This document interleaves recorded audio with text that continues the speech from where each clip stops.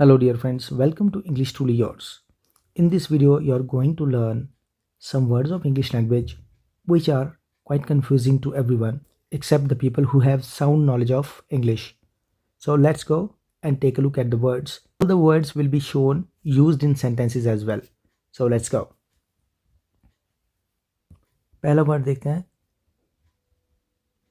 Alternative और साथ में है ऑल्टरेशन और ऑल्टरकेशन। तीनों में कन्फ्यूजन हो सकती है हमें कि किसी सिचुएशन में कौन सा वर्ड यूज़ होगा। ऑल्टरनेटिव देखते हैं। Alternative another way of doing something, किसी काम को करने का कोई और तरीका। जब हमारे पास चॉइस है कि आप तरीका ए या तरीका बी या तीसरा तरीका कोई हो सकता है, ABC या 1 2 3 कोई तरीके हो सकते हैं, आपके पास चॉइस है कि आप इनमें से कोई भी अडॉप्ट कर सकते हैं। ऑल्टरनेटिव है आपके पास, an option to select from more than one आपके पास ऑप्शन है।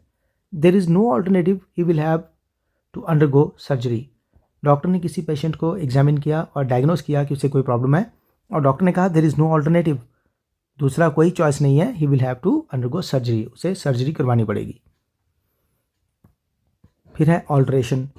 ऑल्टरेशन ऑल्टर करना, ऑल्टर करने का मतलब कोई चेंजेस लेकर आना, चेंजेस मेड, कोई भी जो चेंजेस हम करते हैं उसे हम ऑल्टरेशन कहते हैं। फिर you are not allowed to carry out any alteration in the original design of your vehicle.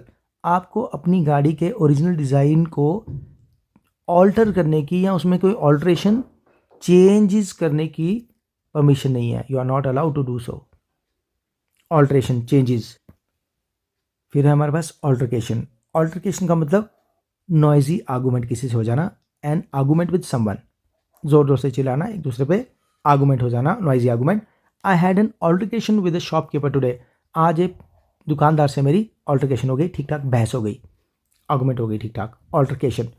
So alternative, alteration और ऑल्टरकेशन।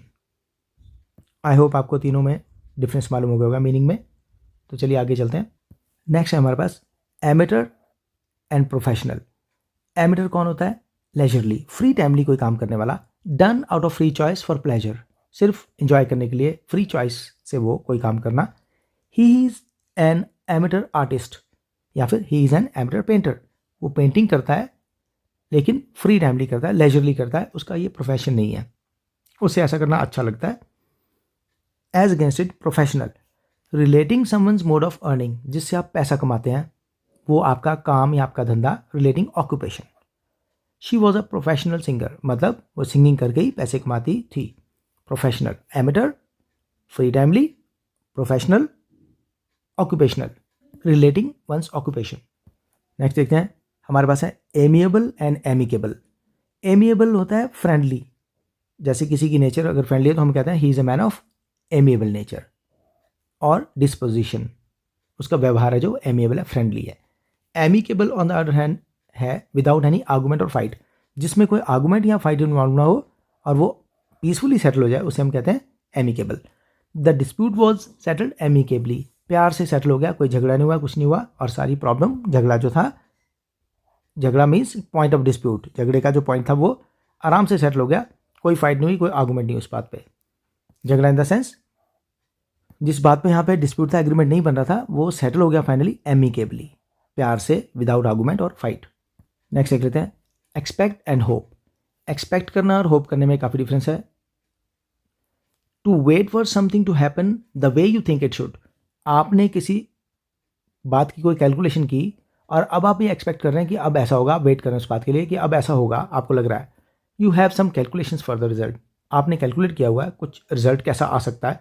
आपने मान लो पेपर दिया, I expected to get first division in my 12th class exams, आपने 12th class के paper दिए, आपने paper अपना देखा कि आपके क्या सॉल्यूशन है, कितने मार्क्स आ सकते हैं, अब आप एक्सपेक्ट कर रहे हैं based on your calculations of how you have fared in the examination.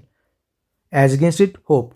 Hope का मतलब you want something to happen the way you would like it to be, the way you would like it to, but you don't know whether it will be favourable और not, आपको नहीं मालूम कि आपकी favour में आएगा result किसी बात का या नहीं, लेकिन आप फिर भी इच्छा कर रहे हैं कि वो अच्छा हो जाए, जैसा आप चाहते हैं वैसा हो जाए, इसे कहते हैं होप। यहाँ पे कैलकुलेशन कोई नहीं है, सिर्फ आप सोच रहे हैं कि काश ऐसा हो जाए, तो उस सेंस में, काश वाली सेंस में हम होप कहेंगे। और एक्सपेक्ट वाली सेंस में हम कहेंगे कि हमारा कैलकुलेशन हमारे पास पहले ही है और आप अब वेट कर रहे हैं कि ऐसा होने वाला है। होप में I hope everything will be fine although the doctor has doubts. Doctor को किसी बात पे डाउट है कि नहीं होगा, लेकिन आप फिर भी होप कर रहे हैं, आशा करना। नेक्स्ट देख लेते हैं। एंक्शियस, ईगर एंड क्यूरियस, तीनों एक जैसे से लगते हैं कई बार। Anxious means worried.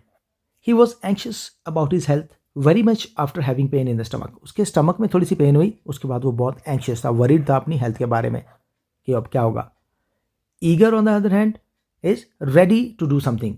आप किसी काम को करने के लिए अगर बहुत उत्सुक हैं, तैयार हैं, जील है आप में पूरा, तो आप ईगर हैं। I am eager to watch the movie. मैं मूवी देखने के लिए बिल्कुल रेडी हूँ, उत्सुक हूँ।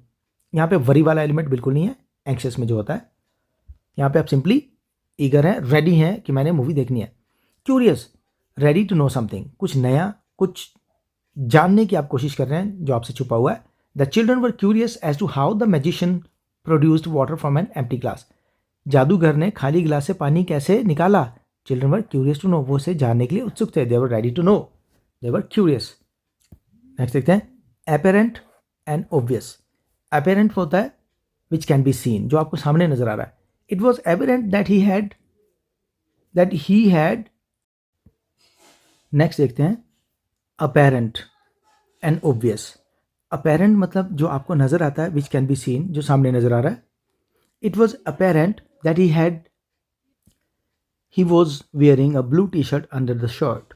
शर्ट के नीचे से उसकी ब्लू टी शर्ट नजर आ रही थी, वो अपेरेंट थी। बिल्कुल अपेरेंट मतलब विच कैन बी सीन, सामने नजर आ रही थी, पता लग रहा था कि ब्लू शर्ट पहनी और वो दिख भी रही थी।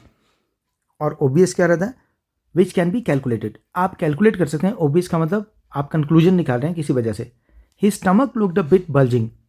उसका स्टमक थोड़ा बाहर की ओर बल्ज करता हुआ निकला हुआ नजर आ रहा था। It was obvious that the child had hidden something there. ये साफ पता लग रहा था कि बच्चे ने कुछ छिपा रखा है अपनी शर्ट में। छुपी हुई चीज़ सामने नजर नहीं आ रही, पर आप कैलकुलेट कर पा रहे हैं। ओबियस है शेप से, और यहाँ पर अपेरेंट है, वो चीज़ सामने विजिबल है, अपेरेंट आपको दिख रही है। नेक्स्ट हमारे पास एपोजिट और ऑपोजिट। एपोजिट होता है appropriate. That was an apposite answer to the question. जो क्वेश्चन को उसने आंसर दिया वो बिल्कुल एपोजिट था, एप्रोप्रिएट था, बिल्कुल सही आंसर था, सटीक, ठीक ठाक जो होना चाहिए, बिल्कुल वैसा, एपोजिट। और ऑपोजिट होता है contrary to the other side. इस साइड अगर ए है तो उसके ऑपोजिट साइड बी है। This thing is opposite to the rules of the games. ये बात भाई गेम के जो रूल्स हैं उनके ऑपोजिट है, बिल्कुल कॉन्ट्रेरी है, उल्टी है। They lived in a house opposite to ours. वो हमारे घर के बिल्कुल ऑपोजिट, जो सामने वाला घर था वहाँ रहते थे। Opposite, apposite, opposite. नेक्स्ट है एप्ट और लाइकली। एप्ट होता है ससेप्टिबल या prone, having the tendency of. Once you sprain your ankle you are apt to have it again. अगर आपके एंकल में कभी मोच आ जाए, आपके टखने में, अगर पाँव में, टखने में, एंकल में मोच आ जाए, स्प्रेन आ जाए, you are apt to have it again, you are susceptible, there is a likelihood that you will get it again. बार बार आपको हो जाएगी। You are apt to have it again, you are prone, you have the tendency that it will happen again, you have become susceptible, apt। और likely होता है having the possibility of happening in future, future में होने की possibility होना। ये calculation based है। ये भी the rain is not likely, there are no clouds, आसमान में कोई बादल नहीं है, so the rain is not likely. तो हम कंक्लूड कर सकते हैं कि बरसात होने की पॉसिबिलिटी नहीं है, the rain is not likely. Next है एटीट्यूड और एप्टीट्यूड। और ब्रिटिश में कहें तो, ब्रिटिश इंग्लिश में कहें तो एटीट्यूड और एप्टीट्यूड। अमेरिकन एक्सेंट में कहें तो एप्टीट्यूड और एप्टीट्यूड। तो देखते हैं पहला एटीट्यूड। एटीट्यूड मतलब the way of thinking towards something, आपका किसी बात की तरफ सोचने का तरीका, किसी चीज़ को देखने का तरीका, सोचने का तरीका उस तरफ। Your attitude towards life should be positive. Life के लिए आपका एटीट्यूड पॉजिटिव होना चाहिए, आपकी सोच पॉजिटिव होनी चाहिए।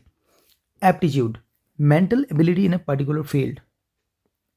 एप्टीट्यूड होता है आपके माइंड की कोई खास कैपेसिटी किसी फील्ड में। You need to develop your mathematical aptitude. आपको अपना मैथमेटिकल एप्टीट्यूड डेवलप करने की ज़रूरत है। आपका मैथमेटिक्स में एप्टीट्यूड नहीं है, इंग्लिश में हो सकता है बहुत अच्छा हो। अगर इंग्लिश में एप्टीट्यूड बहुत अच्छा है, हो सकता है मैथमेटिक्स में ना हो। पर्टिकुलर फील्ड में आपकी एबिलिटी, मेंटल एबिलिटी, एप्टीट्यूड। फिर हमारे पास अश्योर, एंश्योर और इंश्योर। अश्योर करना, हम दूसरे को श्योरिटी देते हैं जब किसी बात की कि ऐसा हो जाएगा, तब हम कहते हैं अश्योर करना। एंश्योर करना, हम अपने आप एंश्योर करते हैं किसी बात को, किसी चीज़ को। अश्योर देखते हैं, to make sure to someone. I assure you sir, I assure you that your parcel will be delivered today. Sir, मैं आपको अश्योर करता हूँ, ये पक्का करता हूँ कि आपका पार्सल आपको आज डिलीवर हो जाएगा। आप किसी और को अश्योर कर रहे हैं। एंश्योर आप खुद कर रहे हैं, to make sure ascertain. Please ensure that all of you have fasten your belts. आप एयरक्राफ्ट में बैठे, अब वहाँ पर आपको इंस्ट्रक्शन आ रही है कि अपनी पेटी या अपनी बेल्ट बांध लीजिए। Please ensure that all of you have fasten your belts. आप एंश्योर करें, पक्का कर लें, कि असर्टन कर लें कि आपने अपनी बेल्ट बांध ली है। You should ensure that you have taken your roll number slip before you leave for the exam. You should ensure that you have taken your roll number slip before you leave for the exam. आप ये ensure करें, ascertain करें कि आपने अपनी roll number slip ले ली है जब आप पेपर देने के लिए निकल रहे हैं। इंश्योर करना, अपने लिए पक्का करना। अश्योर करना, दूसरे को पक्का करवाना। फिर है ensure, to get the insurance done. किसी चीज़ की, गाड़ी की, किसी भी वस्तु की, किसी चीज़ की इंश्योरेंस करवाना। Have you insured your bike? क्या आपने अपनी बाइक की इंश्योरेंस करवा ली है इंश्योरेंस कंपनी से, ताकि कोई भी नुकसान होने पर वो कंपनी आपको पैसा दे। इंश्योर करना। सो डियर फ्रेंड्स, ये थे हमारे आज के वीडियो के काफ़ी सारे कन्फ्यूजिंग वर्ड्स जिनको यूज़ करने में बहुत सारे लोग कॉन्फिडेंस महसूस नहीं करते।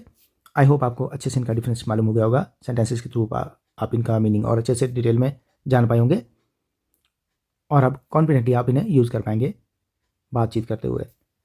अगर वीडियो अच्छा लगा हो तो लाइक, शेयर और कमेंट ज़रूर करें। आपके कमेंट्स मेरे लिए बहुत ज़्यादा इंपॉर्टेंट हैं। और प्लीज़ चैनल को सब्सक्राइब करें। Thank you, thanks for watching.